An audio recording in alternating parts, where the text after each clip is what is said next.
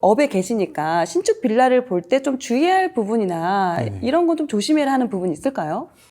신축 빌라가 어떻게 보면 이제 아파트를 가지 못하기 때문에 차선책으로 생각하시는 분들이 많은데요. 그다음에 대부분 이제 돈이 좀 부족한 분들이 대출을 좀 풀로 당겨서 이렇게 매수를 하시는 분들이 많은데, 저는 이 신축 빌라를 분양받을 때 크게 뭐 여러 가지 좀 주의 있게 살펴볼 점이 있지만, 그래도 크게 이 두 가지 정도는 좀 살펴보셨으면 한다 네. 하는 게 있는데요. 우선 첫 번째는 이제 가격입니다. 왜 가격이냐면, 특히나 이게 투자 목적이 아니라 실거주 목적이라면 더더욱 가격에 이제 예민하게 반응을 하셔야 되는데요. 왜냐하면 이 신축 빌라는요, 특별한 그 지역에 개발 호재가 없는 한 초창기 때가 제일 비싸요. 왜냐하면 건축주의 마진이라든가 또 분양을 대행해주는 그 컨설팅 업체 수수료, 이런 게 다 포함돼서 분양가가 책정이 되기 때문에, 일반적으로 물론 새 집이니까 비싼 이유도 있지만 주변 빌라 시세에 비해서 조금 더 높게 분양가가 책정되는 게 일반적이거든요. 그래서 흔히들 이제 개발 호재가 없는 그 지역에서 신축 빌라를 분양받으면 주변에서 이런 얘기 들어보셨을 거예요. 빌라 사면 집값 떨어진다. 네. 근데 그 얘기가 딱 이런 케이스거든요. 그러니까 개발 호재가 없는데 신축 빌라를 분양받으면 살 당시에 거의 최고가에 산 거예요. 그 지역 빌라 중에서는. 근데 이런 빌라들이 항상 집값이 떨어지는 건 아니에요. 한 3년 정도 이렇게 가격 조정을 받다가 그게 이제 동네 수준의 시세에 딱 맞아 떨어지면 그때부터 점진적으로 가격이 치고 올라가거든요. 그러니까 장기적으로 보면 신축 빌라도 가격이 뭐 떨어지거나, 특히나 서울 같은 뭐 역세권 빌라는 가격이 떨어지지는 않는데, 이게 단기적으로 보면 약간 떨어지는 그런 조정을 받는 구간이 분명히 있거든요. 그래서 신축 빌라를 생각하시는 분이라면 너무 지금 분양 시작한 신축 빌라보다는 한 3년 넘어간 거, 그래서 가격 조정이 조금 거품이 빠진 거 살짝. 그다음에 이게 초창기 때는 또 아까도 말씀드렸듯이 여유가 있어서 빌라를 사시는 경우보다는 대부분 월세를 가셔야 되는 분들인데, 컨설팅 이제 분양 대행하시는 분들이 이제 브리핑할 때 이 멘트 많이 날리죠. 왜 월세 내세요? 대출 받으면 집 사서 내 집 갖고 살 수 있는데. 그래서 대출을 많이 받아서 그 빌라를 분양받아서 들어오신 분들이 많거든요. 근데 생각보다 가격도 안 올라가고 초창기 때는 이자에 대한 부담이 크기 때문에 자기가 샀던 금액 혹은 그 이하로 던지시는 경우가 있거든요. 그래서 가격이 좀 떨어지는 경우가 있고, 그래서 신축된 지 한 3년 좀 넘어간 빌라, 그런 거를 선택하시는 게 가격적인 면에서는 실거주 가 목적이라 하시면 좋고요. 그다음에 그렇다고 해서 너무 난 거품이 쫙 빠진 걸 사야 돼, 그래서 10년이 넘어간 거, 뭐 이렇게 9억 빌라를 또 알아보시는 경우도 있는데요. 물론 이제 9억 빌라가 좋은 점은 뭐 예전에 비해서 뭐 발코니라든가 이런 게 앞뒤로 뭐 통배를 한다, 이런 게 있어서 뭐 좋다고도 하시는데, 근데 빌라는 아파트와는 달리 오래되면 오래될수록 개발 호재가 없는 한 가격이 크게 올라가진 않거든요. 그러면 나중에 내가 살다가 팔고 나왔을 때 출구 전략도 생각을 해야 되기 때문에, 그래도 이왕이면 한 3년에서 10년 이내 빌라를 사셔서 잘 사시고 거기서 돈을 좀 모으셔가지고 더 좋은 뭐 상급지라든가 평수를 넓혀 가셨으면 한다. 그래서 가격을 좀 보셨으면 좋겠고요. 그다음에 두 번째로 빌라가 뭐냐면 유의하셔야 될 부분은 불법. 불법인데, 예, 그렇죠. 근데 빌라는 근데 불법하고 그 건축주들, 그러니까 빌라를 이제 이렇게 지어서 파시는 분들은 항상 그 불법과 합법의 그 경계를 넘나들면서 수익률을 계산하실 수밖에 없는 것 같아요. 왜냐하면 빌라 같은 경우는 특히나 이제 대로가보다는 주택가 안쪽에, 이면도로 안쪽에 골목 쪽에 지어지다 보니까 건축법상 그 일조권에 대해서 자유롭지가 못하거든요. 그러니까 북쪽 도로에 뭐 8m 이상 도로를 끼고 있으면 물론 5층까지 쭉 예쁘게 건물이 올라가겠지만, 보통 뭐 2종지나 3종지 뭐 4m에서 6m 도로에다가 집을 지면 일조권 때문에 4층에서 5층부터는 건물이 이렇게 피라미드 형식으로 꺾여서 이렇게 올라갈 수밖에 없는데, 그러면 그 건축주분 입장에서는 여기서 이제 고민하거든요. 이렇게 꺾여서 올라간 부분을 살짝 확장을 하면 아래층과 동일한 평수가 되기 때문에 더 그만큼 분양가를 높게 받을 수 있잖아요. 그래서 그 불법에 대한 유혹을 항상 염두에 두거든요. 그다음에 실제로 그거를 감행하시는 분들도 많고요. 그래서 분양받고자 하는 빌라가 4층 이상이라고 하면 이렇게 꺾인 부분을 확장하지는 않았는지, 그런 불법 확장 부분을 좀 잘 보셨으면 좋겠는데, 이거를 그러면 일반인들이 어떻게 알아내? 근데 의외로 또 쉽거든요. 어떤 게 쉽냐면은, 외관만 잘 보셔도 어느 정도는 걸러낼 수 있어요. 그러니까 특히 3층하고 4층 마감재 부분을 잘 보세요. 그러면 이게 나중에 확장은 나중에 건축 이제 건축물 대장이 나오고 특별 검사를 받고 나서 건축물 대장이 나온 후에 확장 공사가 들어가기 때문에 준공검사를 받은 후에 들어가기 때문에 마감재를 아무리 잘 맞췄다 하더라도 이음새 부분이 달라질 수밖에 없거든요. 그래서 이음새 부분이 좀 어색하거나 아니면 아예 마감재 자체가 한 3층까지는 돌로 올라갔다가 뭐 4층, 5층은 뭐 징크 판넬로 돼 있다거나 아니면 뭐 목재 마감으로 돼 있다거나 이런 마감재가 좀 다르다 그러면 그때는 불법을 조금 더 심각하게 따져보셔야 된다고 생각을 합니다. 그 다음에 또 그런 불법 확장도 잘 보셔야 되고요. 그 다음에 요즘에는 우리가 흔히 말하는 근생빌라. 네. 그러니까 원래 처음에는 허가를 근린생활시설, 그러니까 상가나 사무실로 허가를 받았는데 이거를 나중에 준공검사를 받고 나서 불법으로 용도 변경을 해서 빌라로 꾸며서 분양을 하는 경우가 있거든요. 그러니까 가끔 가다가 이제 분양 사무실 저도 취미가 빌라 현수막 붙으면 구경 가요. 어떻게 지었나? 야, 요즘 마감재는 이렇구나. 이렇게 지었구나. 이게 얼마야? 재밌잖아요. 또 그래서, 인테리어를 아주 최신으로 해놓더라고요. 네네네. 그래서 요즘에는 이렇게 하는구나. 야, 문고리도 이런 걸 쓰는구나. 그래서 많은 공부가 되거든요. 그 다음에 또 시세가 요즘 분양가를 요 정도면 이렇게 책정을 하는구나 하는 분양가에 대한 공부도 되기 때문에. 근데 가서 보면은 같은 평수인데 가격이 몇 천만 원 싼 집이 있어요. 그러면 그런 집들을 좀 의심을 해봐야 되는 게 근생 빌라일 가능성이 높거든요. 원래 태생은 빌라가 아닌 근린생활시설인데 나중에 용도 변경을 통해서 그러면 건축법상 보면은 얘는 주택이 아니에요. 상가 사무실이지. 그래서 뭐 취득세라든가 이런 것도 달라지고 나중에 얘는 내가 1주택이라 하더라도 나는 이것밖에 없어 집이. 그래서 당연히 양도세가 비과세 될 거야. 이렇게 생각을 했는데 주택이 아닌 상가이기 때문에 양도세 비과세가 될 수가 없거든요. 태생 자체가. 그래서 나중에 세금적인 부분에서도 문제가 될 수 있고 또 불법 확장은 요즘에 항공사진을 찍기 때문에 바로바로 뭐 1년 안에 거의 적발이 되지만 이거 내부적으로 용도 변경을 한 거기 때문에 누가 직접적으로 구청에 민원을 넣지 않는 한은 걸릴 확률은 좀 떨어지거든요. 근데 또 운이 나빠서 민원이 들어가서 아니면 누군가의 이것 때문에 적발이 되면 불법 건축물로 불법 용도 변경으로 인한 건축물로 등재가 되기 때문에 매년 이행 강제금이라는 과태료가 부과가 되거든요. 그러니까 경제적으로나 또 나중에 팔 때도 이게 정상적인 빌라가 아니라 불법적인 주택이기 때문에 가격적인 부분에 있어서도 손해가 크거든요. 그래서 지금 당장 몇 천만 원 싸다고 해서 그걸 덥석 물 게 아니라 근생 빌라라는 단점들, 장단점이 물론 있어요. 가격이 싸다는 최대 장점은 있지만 또 반대로 그거에 비례하는 단점도 많기 때문에 그 부분을 잘 비교를 하셔서 좀 신중하게 선택을 하셨으면 좋겠습니다. 아파트 대비 빌라를 선택할 때 고려해야 될 사항들이 더 많은 것 같아요. 맞습니다. 안 돼 있다 보니까. 네. 그래서 저도 아파트 같은 경우는 뭐 정말 마음에 드는 물건이면요 안 보고 사요. 그냥 가격, 전세 얼마, 뭐 평면도 뭐 뻔한 거고요. 뭐 집 상태 뭐 뻔하죠. 연식 보면 아니까. 그래서 아파트 같은 경우는 별로 그다지 내부 권리적인 부분만 신경 쓰지 외형적인 눈에 보이는 뭐 안에 시설 상태라든가 내부 구조는 크게 신경을 안 쓰거든요. 근데 빌라 같은 경우는 권리적인 부분도 그렇게 불법이냐 아니냐 뭐 그런 거에 따라서 많이 차이가 있을 수 있고 또 내부적인 구조가 특히나 그래요. 아파트 같은 경우 요즘에 딱 평면도 표준화가 돼 있어서 주방에는 냉장고, 식탁 자리, 거실에는 TV, 소파 자리 이렇게 딱딱 나와요. 안 보더라도. 근데 빌라는 평면이 워낙 다양하고 땅에 맞춰서 평면이 구성이 될 수밖에 없기 때문에 주방인데 냉장고 자리가 없다거나 그다음에 거실인데 TV 놓을 자리가 없어요. 이래 해버리면 애매해지거든요. 나중에. 이게 임대료를 놓을 때도 좀 인기가 선호도가 떨어질 수도 있고 매매를 할 때도 가격적인 부분에서 분명히 이건 마이너스 요인이기 때문에 빌라 같은 경우는 저는 꼭 권리 상태는 당연히 확인을 꼼꼼하게 하고요. 내부 상태도 눈으로 직접 하나하나 꼼꼼하게 좀 챙겨보려고 하는 스타일입니다. 네.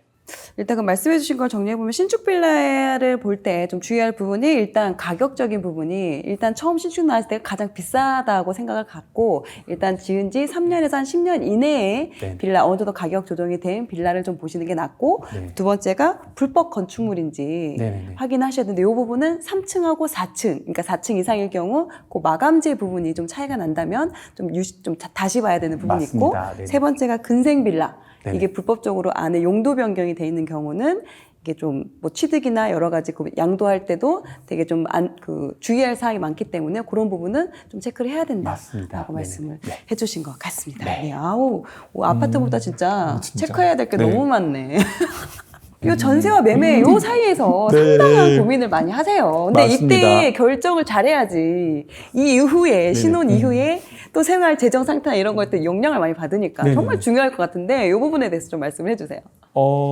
이제 저희 사무실이 대학가에 위치하고 있다 보니까 젊은 손님들이 의외로 많아요. 그러니까 학생들도 많고, 그다음에 사회초년생, 그다음에 신혼부부들도 이제 간혹 오거든요. 그러면 신혼부부들이 이제 말씀하신 것처럼 이제 결혼 준비를 하면서 가장 크게 또 가장 고민을 많이 하고 생각을 많이 하고 하는 부분이 신혼집을 어떻게 할 것인가인데, 그러면 크게 전세로 갈까 매매로 갈까 이거거든요. 월세는 좀 요즘에 안 하시려는 추세고 전세자금 대출이 워낙 잘 되기 때문에. 네. 그래서 근데 어차피 모아놓은 돈하고 뭐 양가 부모님한테 경제적인 도움을 받는다 해도 돈이 그렇게 뭐 맞아, 여유가 없어요. 되지는 않아요. 그래서 돈만 여유가 된다고 하면 답은 딱 정해져 있죠. 서울에 역세권 새 아파트 자가 이건데, 안타깝게도 그렇게 하실 수 있는 분은 극소수에 불과해요. 맞아요. 그러면 현실로 돌아와서 전세를 갈지 매매를 갈지 이렇게 선택을 하셔야 되는데, 저는 그 질문을 딱 듣게 되면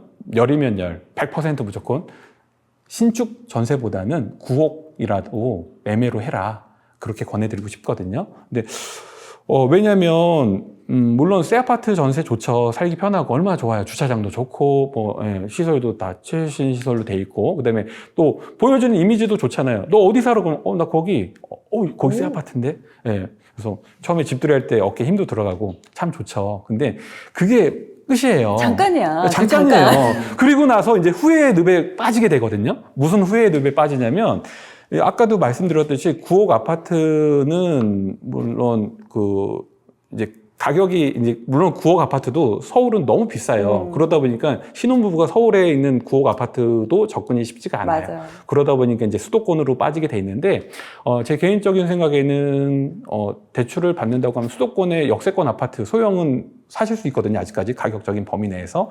그러면 특별한 개발 호재가 없더라도 서울 시내로, 그러니까 서울 중심지, 그러니까 여기서 말하는 중심지는 뭐 강남이라든가 뭐 신도림, 종로, 그러니까 직장이 많이 밀집돼 있는 그런 데로 지하철로 1시간 이내 출퇴근이 가능한 소형 아파트들은 수요가 꾸준히 뒷받침되기 때문에 매년 뭐 강남처럼 큰 폭으로 막 억 단위로 올라가진 않지만 물가 상승률 이상으로 꾸준하게 상승을 보이고 있거든요. 그래서 그렇게 처음에는 좀 9억 아파트여서 좀 체면도 안 쓰고 또 좀 살기에도 불편하고 평수도 뭐 작아지고 해서 여러모로 불편하겠지만, 그 집이 나중에 생각해 보면 내가 더 좋은 아파트, 새 아파트로 가기 위한 발판, 디딤돌이 될 수 있거든요. 그래서 그거를 한번 생각해 보셨으면 좋겠고, 그다음에 흔히들 전세 사시는 분들이 이제 한 가지 크게 좀 오해하고 계시는 부분이 있는데, 그 부분이 뭐냐면, 월세에 비해서 전세는 보증금을 딱 맡겨놓으면 전세 기간 동안 2년이면 2년, 4년이면 4년 있다가 그 돈을 오롯이 주인한테 다시 임대인한테 받아서 나오기 때문에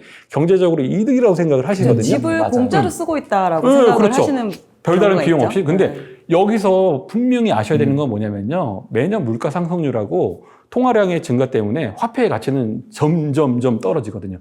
생각을 해보시면 10년 전에 1억하고 지금의 1억의 액수는 액면가는 동일하지만 가치는 다르거든요. 근데 그 액면가만 동일하다고 생각하지 가치가 다르다는 거는 인식을 못 하거든요. 그래서 내가 2년 후에 내 보증금, 4년 후에 내 보증을 받으면 이익이 아니라 가치가 이미 달라져 있기 때문에 경제적으로 그만큼 손해를 본 거거든요. 그래서 그 손해를 만회하기 위해서라도 저는 전세자금 대출보다는 담보대출을 받아서 오래된 아파트라도 꼭 매매로 사시기를 권해드리고 싶습니다. 나는 청약을 노리기 때문에 네네. 일부러 무주택을 유지하기 위해서 나는 뭐 월세든 전세를 이렇게 사는 게 더 좋다. 네네. 이런 경우도 있을 것 같아요. 네네. 맞습니다. 요즘에 이제 현실적으로 돈을 모아서 서울의 아파트를 이제 젊은 30, 40대가 진입하기는 금액적인 장벽이 너무 높기 때문에 청약으로 이제 눈을 돌리시는 분들도 있는데요. 저는 청약에 대해서 뭐 약간은 회의적인 생각을 갖고 있거든요. 그래서 물론 저도 청약 통장이 있긴 하지만 뭐 써먹을 때는 없죠. 항상 1순위가 안 되니까. 예. 근데 그래도 혹시나 몰라서 계속 청약은 유지를 하고 있거든요. 뭐 예전처럼 한 5, 6년 전처럼 서울에도 미분양이 나지 않을까? 예.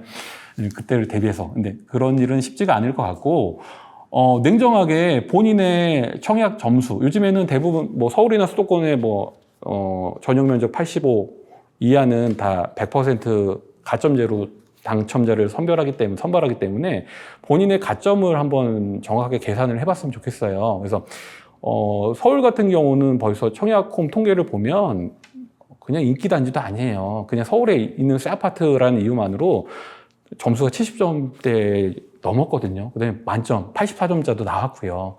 그런데 뭐 자기 점수가 50점대인데 나는 청약을 계속 하겠어. 언젠간 되겠죠.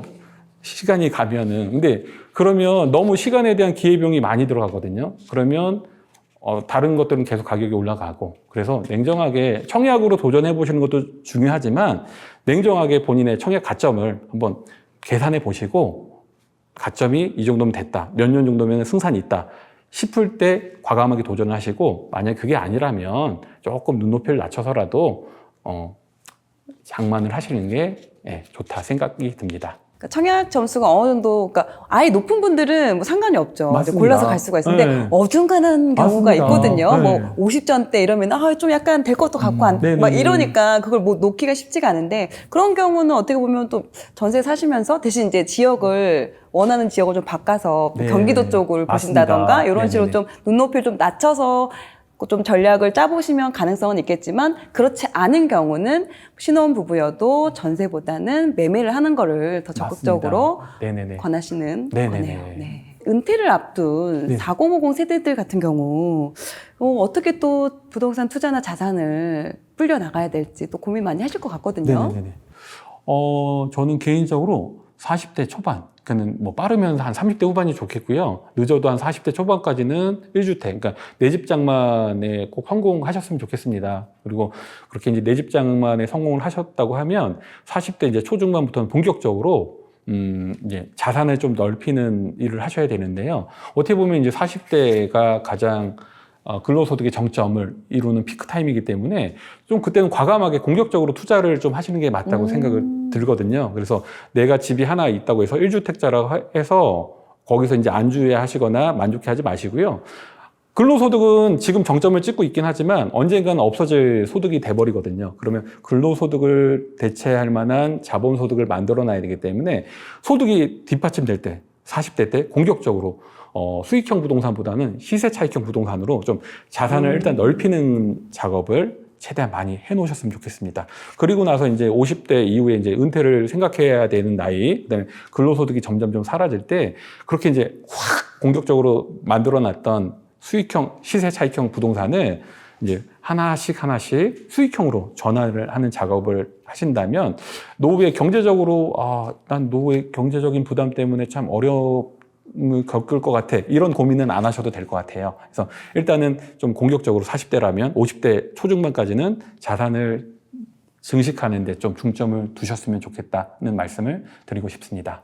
저도 주변 분들한테 부동산 공부는 선택이 아니라는 말씀을 많이 드려요. 필수로 해야 되는 부분이고 네, 맞습니다. 이렇게 말씀하신 것처럼 투자로 하는 방법이 있죠. 내 집 마련을 하고 내 집 마련을 갈아타기를 한다고 하더라도 부동산에 대해서는 어느 정도 알고 있어야 된다고 생각해요. 그래서 기회가 있을 때 내가 어느 지역에 살면 그보다 좀 더 좋은 지역으로 좀 그렇게 옮겨갈 수 있는 안목을 기르는 게 정말 중요하다는 생각이 들거든요. 네, 맞습니다. 네네. 일단은 40대 같은 경우는 좀 공격적인 투자를 해도 괜찮다. 네, 중반까지는 네네. 내가 아직 근로소득을 많이 벌고 있으니까. 하지만 이제 50대가 넘어가면서는 좀 더 좀 보수적으로 수익형을 이제 투자로 좀 네네네. 변경을 하는 게 낫겠다라고 말씀해 주신 것 같은데 제 주변에 보면은 아직 40대임에도 불구하고요. 이제 40대부터 이제 은퇴를 준비한다고 맞습니다. 지금 살고 있는 집을 그러니까 아파트에 살고 있어요. 이제 아파트에 살고 있는 집을 팔아서 이제 이거를 이제 다가구 월세가 나올 수 있는 그런 수익형으로 이제 갈아타려고 하는 분도 상당히 많으시고 네네네. 실제적으로 그렇게 하시는 분들도 많으세요. 네네.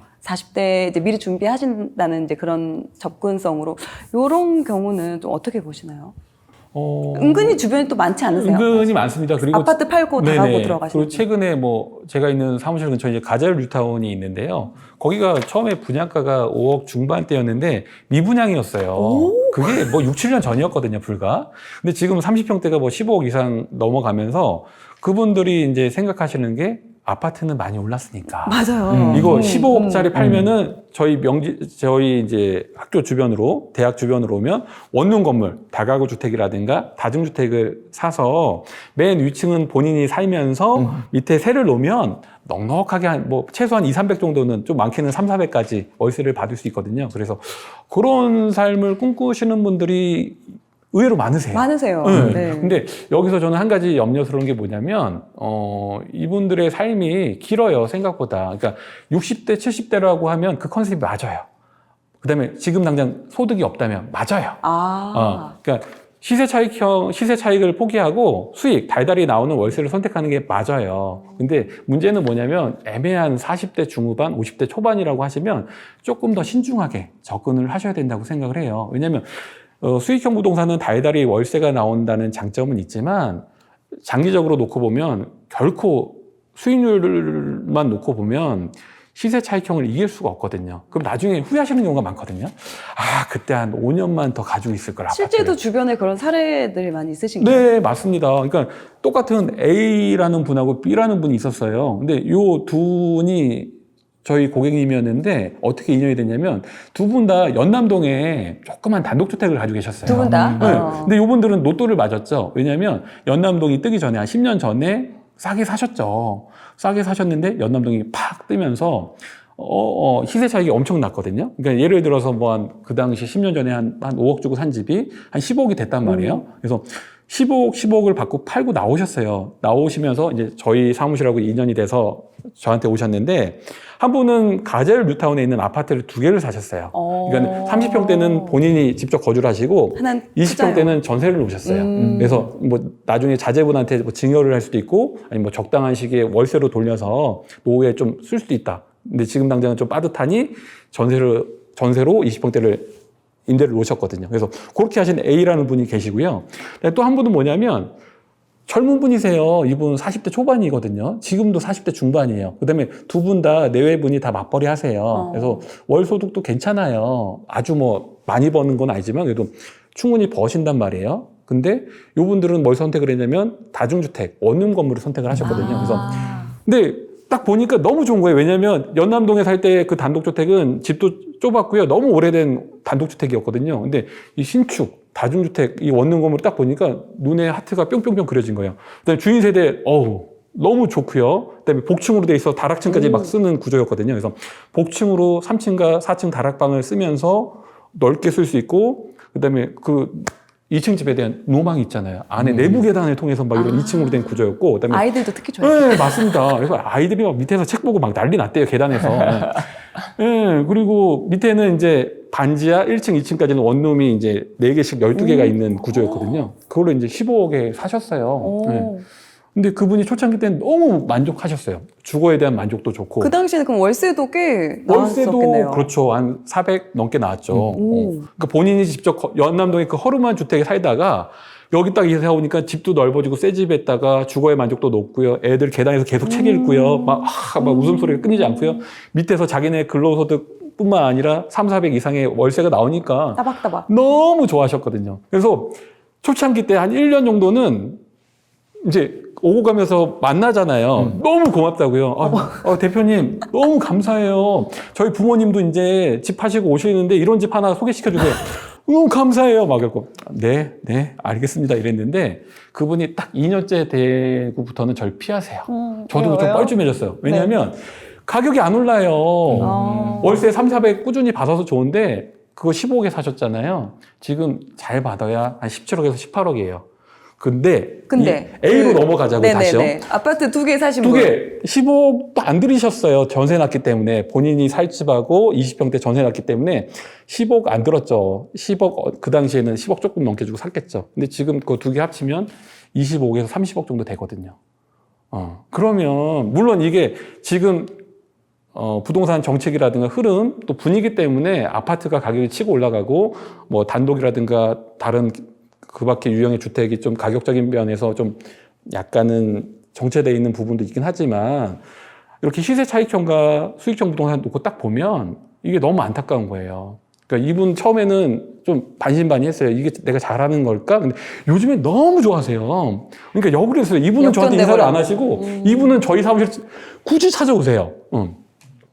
그래서 물론 타이밍도 좋았고 하지만 순간의 선택이 이렇게 많은 자산의 격차를 벌릴 수 있거든요. 그래서 젊었을 때는 근로소득이 뒷받침될 때는 그래서 저는 수익형보다는 시세 차익형으로 가시고 그다음에 근로소득이 끊어지는 50대, 60대 후반부터 여기로 가셨으면 30억 만들어서 25억, 30억 만들어서 원룸 주택 나중에 2개 샀으면 얼마나 좋아요.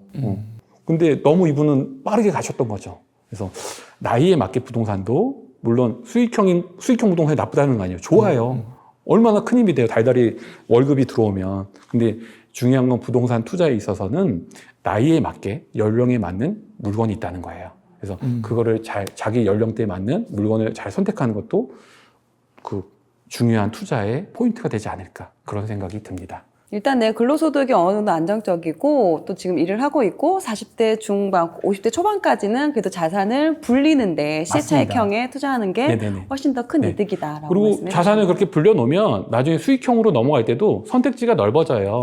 왜냐하면 돈이 그만큼 여유가 있으니까. 예. 근데 지금 한정돼 있는 돈으로 자금으로 수익형으로 넘어가면 물건도 한정돼 있거든요. 그래서 좀 판을 키우시고 천천히 넘어가시는 게 좋지 않을까. 예. 지금 현재 50대 후반 정도 되셨다. 이런 분들 같은 경우는 다가구나 이런 쪽 월세 수익이 나오는 대로 옮겨가는 게 그러면 그분들한테는 그게 좀 맞는 전략일까요? 맞습니다. 50대가 이제 넘어가면 본격적으로 이제 근로소득에 퇴직이 대한 얼마 안 은퇴를 남고. 이제 생각을 하셔야 되거든요. 요즘 뭐 60까지도 실질적으로 정규직으로 살아남기가 쉽지가 않잖아요. 그래서 50대가 넘어가면 이제 천천히 노후에 대한 준비라든가 그런 자산을 어떻게 형성을 하고 어떻게 운영을 할지에 대해서 좀 심각하게 고민을 하셔야 되는데, 그래서 50대 이제 중반 이후부터는 저는 이제 공격적으로 자산을 늘리기보다는 안정화 작업에 들어가야 된다고 생각을 합니다. 그러니까 안정화 작업이라는 건 뭐냐면 어떻게 하면 내가 40대, 50대 초반까지 공격적으로 모아놨던 자산을 효율적으로 나의 근로소득을 대체해 줄 수 있는 수익원으로 창출해낼 수 있을지 그거에 대해서 고민을 하고 그 전환을 해야 되는 시기라고 봅니다. 그래서 50대 때부터는 공격적인, 물론 나는 뭐 인생 100세 시대니까 뭐 60대까지 난 공격적으로 투자를 할 거야. 본인의 이제 투자 성향에 따라서 약간 차이는 있긴 하지만 그래도 평균적으로 일반적으로 근로소득이 없어질 시점부터는 좀 수익형으로 준비를 하시는 게 좋지 않을까 그렇게 생각이 됩니다. 그럼 수익형에도 종류가 여러 가지가 있잖아요. 오피스텔도 있을 거고, 뭐 맞습니다. 아파트도 있을 거고, 다가구 다세대도 있을 텐데 그런 것 중에 좀 추천을 해주실 만한 게 있을까요? 근데요, 이게 뭐 가장 수익형 부동산의 가장 기본 하면 뭐 상가 오피스텔이겠죠. 떠오르는 게. 그다음에 시세 차익형 부동산 하면 딱 떠오르는 대표 선수가 아파트죠. 근데 물론 그렇게 딱딱 나눌 수는 있지만 이거를 또 융통성 있게 또 본인의 자금 내역에 맞게 생각해, 이게 변환이 얼마든지 가능하거든요. 그러니까 그게 무슨 얘기냐면 아파트가 대표적인 시세 차익형 부동산이긴 하지만 노후에 50대가 넘어가면 전세를 월세로 돌려버리면 수익형 부동산이 될 수도 있거든요. 그다음에 상가 같은 경우도, 그러니까 뭐 예를 들어서 원룸 건물 같은 경우도 대표적인 수익형 상품인데 주변에서 이런 분도 있었어요. 한 4, 5년 전에 그분은 촉이 좋으시거든요. 그러니까 저희랑 다중주택 거래 많이 하시다가 갑자기 다중주택 월세 잘 나오던 거를 전세로 막 돌리시더라고요. 그러면서 한 5, 6억을 만드셨어요. 그러면서 바로 강남 가시더라고요. 강남에 그때 아파트 하나 사놓으셨거든요. 그러니까 그분은 다중주택을 수익형에서 시세 차익형으로 변환을 시킨 거예요. 그리고 거기서 돈을 융통을 해서 강남을 가셨던 거고요. 그러니까 이게 물건이 이거는 시세 차익형, 수익형이다 이렇게 물론 정해져 있는 것도 있지만 그거를 바라보는 관점에 따라서 투자자의 입장에 따라서 수익형이 될 수도 있고 시세 차익형이 될 수도 있거든요. 그래서 그거를 다 잘 자기의 상황에 맞게, 본인의 상황에 맞게 적절하게 활용하시는 게 아까 말씀드린 자산의 그 안정성, 그 부분이 아닐까 그렇게 생각이 됩니다. 지방에서는 좀 이런 부분을 좀 보시면 좋다라고 하실 게 있으실까요? 예전에 이제 제가 썼던 글 중에서도 그런 상담 사례가 있었거든요. 본인이 이제 공부를 굉장히 잘 하셨어요. 그러니까 어려운 집에서 이제 경제적으로 좀 어려움을 겪고 자기가 컸기 때문에 공부만이 살 길이다 생각을 해서 우리가 흔히 말하는 스카이를 나오셨고, 그다음에 기업도 공기업에 취업이 돼서 남들이 부러워하는 억대 연봉자가 됐단 말이에요. 그다음에 두 부부가 그래요. 같은 사내 커플이었으니까. 그러니까 둘 다 스카이에다가 공기업 다녔거든요. 근데 문제가 뭐냐면 회사가 지방에 있었다는 거죠. 그 공기업이. 그러다 보니까 자기도 모르게 자연스럽게 지방에 이제 안착을 한 거죠. 주거를. 그러다 보니까 집도 지방에 이제 맞습니다. 마련을 하신 거죠. 직장이 이제 공기업이다 보니까는 정규직이고 이제 거기 정년이 보장된 직장이다 보니까 거기서 이제 계속 특별한 일이 없는 한은 계속 다녀야 되기 때문에 거기서 이제 내 집 장만을 처음 하셨고 계속 거기서 이제 터전을 이루셨는데 처음엔 너무 좋았대요. 좋은 직장 다니고 내 집도 생기고 해서 뭐 집 꾸미기에 오늘 어떻게 꾸며볼까? 좀 여유가 있지. 네, 좀 지방 확실히. 우리 지방이니까 뭐 생활의 여유도 있잖아요. 맞아요. 같은 뭐 네. 예를 들어 같은 1,000만 원이라 하더라도 서울에서 1,000만 원하고 지방에서 1,000만 원은 지하철에 시달리지 않고 맞습니다. 자동차 운전하면서 좀 맞습니다. 더 여유 있게 길도 뭐 출퇴근하고. 막히지도 않고 그래서 너무 만족스럽다가 본인이 이제 첫 출산을 하면서 이제 그 산후조리 때문에 이제 친정 부모님 집이 서울이었는데 서울에 있으면서 이제 서울에서 터를 잡은 친구들을 이제 만나게 되자. 오랜만에 만나면서 괴리감을 느끼기 시작한 거예요. 왜냐하면 쟤는 학교 다닐 때 나보다 고등학교 때 공부도 못했고 그래서 지방대 다녔어요. 근데 운이 좋아서 서울의 중소기업에 취업을 했어요. 그러니까 절대 중소기업을 폄하하는 건 아니지만 그러니까 그 사연자의 지금 사례잖아요. 사연자의 네. 기준에서 보면 네. 나는 스카이 나왔고 공기업 다녔는데 직장이 지방이었어요. 그래서 난 지방에 집을 사는 건데 얘는 서울에서 집을 샀는데 4, 5년 전에 몇 년 전에 집 살 때는 얼마 차이가 안 됐는데 나는 샀던 금액 그대로인데 얘는 2배 이상 올랐어요. 막 이런 얘기를 들으니까 내가 왜 열심히 공부를 했지? 내가 왜 그 회사에 취업을 했지? 그 회사를 막 저주하고 있더래요, 본인이. 내가 이 회사만 취업을 안 했으면, 내가 서울에 있는 회사만 취업했다 했으면 나도 서울에 집을 샀을 텐데. 그러면서 막 너무너무 힘들었다고 하더라고요. 그래서 그런 분의 사연이 있었는데, 그거를 보면서, 그분한테 제가 해드렸던 조언이 뭐냐면,